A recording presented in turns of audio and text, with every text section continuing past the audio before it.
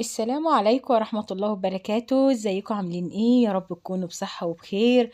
انا النهاردة عامله لكم فيديو جميل جدا زي ما انتم شايفينه كده، وهيعجبكم جدا جدا. بس يا ريت تتابعوا معايا الفيديو للآخر عشان تشوفوا كل التريكات وكل الحركات فيه. ولو عجبكم الفيديو ما تنسوش تعملوا لايك وتشتركوا في القناة لو بتشوفوني لأول مرة. عندنا هنا نص كيلو من الدقيق، وهنضيف عليه 3 معالق من اللبن البودرة، ومعانا رشة من الملح. وعندي بقى هنا ايه، معلقة صغيرة ممسوحة من البيكنج باودر.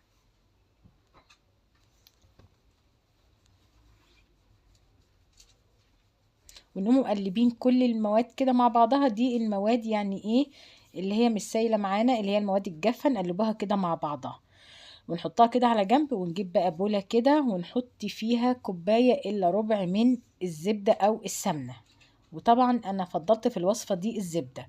وهضيف عليها كوباية الا ربع من السكر البودرة عشان نعمله احلى بسكوت بالسمسم، بسكوت الافران، في البيت وبطريقة سهلة وبسيطة جدا.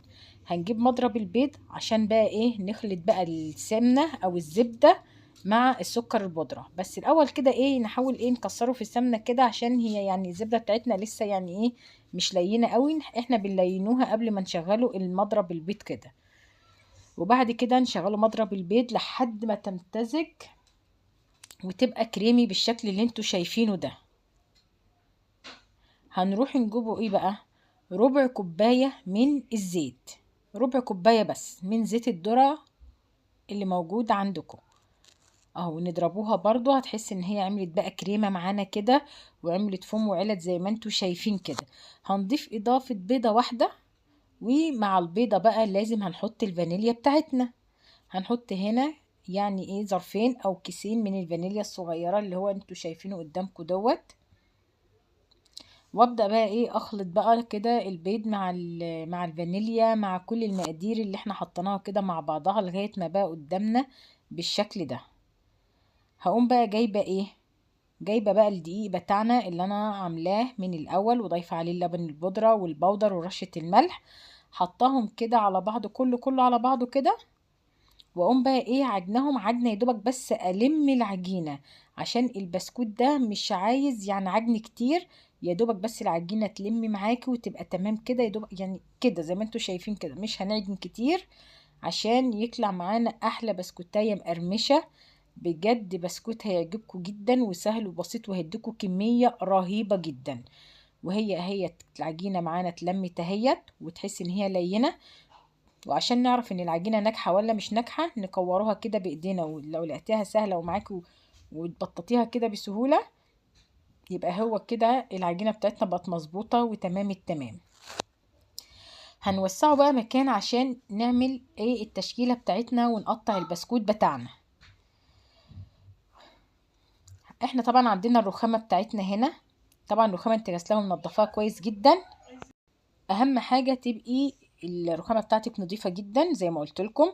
ونبدا بقى ايه نلينه كده العجينه بتاعتنا بتاعت البسكوت ونفردوها بالشكل اللي انتوا شايفينه ده دوت. لو انت بقى تقدري متمكنه وهتقدري تتعاملي مع العجينه وتشيليها بالراحه لما تفرديها على الرخامه او تفرديها على اي سطح اهوت كده بالشكل ده. فردناها كده، نبدا نجيب بقى القطاعه اللي احنا نقطعه بيها.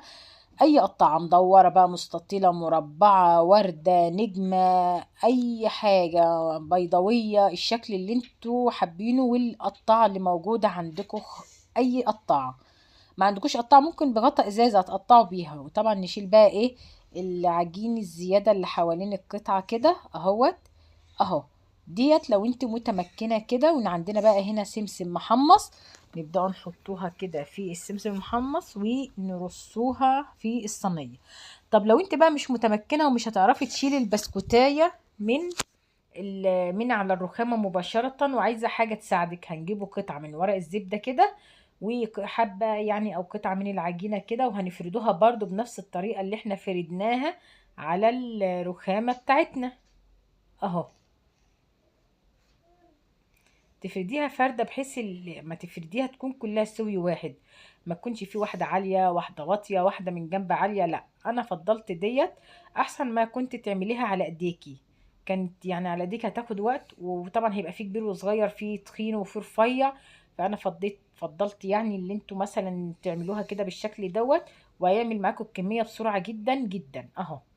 تشيلوا طبعا بقى ايه اهو، شوفي بتشيليها بالورقه، شوفي بترفعي الورقه اهوت. دي بتساعدك اكتر ان انت ايه تشيلي البسكوتيه بكل سهوله. ونحطها برضو في السمسم المحمص، وهنرصه بقى في الصينيه لحد ما نخلص كل الكميه واوريها لكم. وهي ديت اول صاج عملته، يعني عملت الصاج دوت من رسمه الورده اللي انتوا شايفينها دوت، او النجمه الشكل اللي انتوا قدامكم دوت. بسم الله ما شاء الله. شوفوا ده اول صاج اتعمل. وعملنا برضو اللي هو المدور اللي انتوا شايفينه دوت. شوفوا الكميه اللي عملتها لنا قد ايه، من نص كيلو دقيق عملت لنا كميه رهيبه جدا. وعملت الصينيه ديت كمان، يعني انا عايزه اقول لكم ولسه عندي عجينه، والله والله لسه ما عملتها. شوفوا النص كيلو عمل لك قد ايه. شوفوا لو انتوا بتشتروه من بره هتشتروه ازاي. وعايزه اقول لكم بقى حاجه، عشان نخبزوه هتولعي شوايه الفرن بتاعك مع الفرن بتاعك من تحت ومن فوق يعني، وتبقى على نار يعني هاديه كده عشان يستوي وياخد اللون الذهبي من فوق ومن تحت، ويبقى نفس الدرجه، وما يبقاش في حته محموشه حته مش محموشه كده. تخلي نارك هاديه كده. مش هياخد معاكي اكتر من 25 دقيقه في الفرن وكده. اهم حاجه تظبطي النار بتاعتك من تحت ومن فوق، تشغلي الشوايه والفرن مع بعض، وهتدخليه عشان تشوفي احلى بسكوتايه ممكن تاكليها، بجد رهيبه. بسكوت الافران بالسمسم اللي احنا بنشتروه بمبالغ، هتعملي الكميه كبيره جدا وباقل التكاليف وموجوده عندك في البيت. وبسم الله ما شاء الله دوت البسكوت بتاعنا بعد ما طلع من الفرن. وشوفوا بسم الله ما شاء الله شكل النجمه والدايره زي ما انتوا شايفينه كده. وشوفوا قطعتها نصين، شوفوا ما شاء الله، شوفوا من تحت ومن فوق، وشوفوا مقرمشه وناشفه وما فيهاش اي غلطه خالص. ولو عجبكم الفيديو ما تنسوش تعملوا لايك والاشتراك، وباي باي.